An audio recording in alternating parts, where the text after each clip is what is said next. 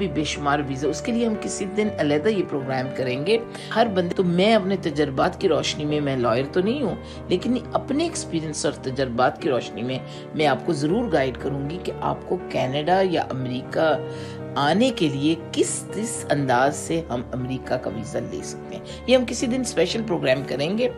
तो लेकिन अभी हम चूँकि पहुँच गए हैं होटल, और अब मैं आपको होटल के इस कमरे ब्लू जैज में, चूँकि होटल में तो नहीं पहुँची, आज रात हम स्टेडियम में गुजारेंगे। जी सुबह हुई और बस नमाज के बाद मैंने तो चाय बनाई और थोड़ा फ्रेश फ्रूट्स और बस लाइट से नाश्ते के बाद अब हमने यही इरादा किया कि हम बाहर चलेंगे।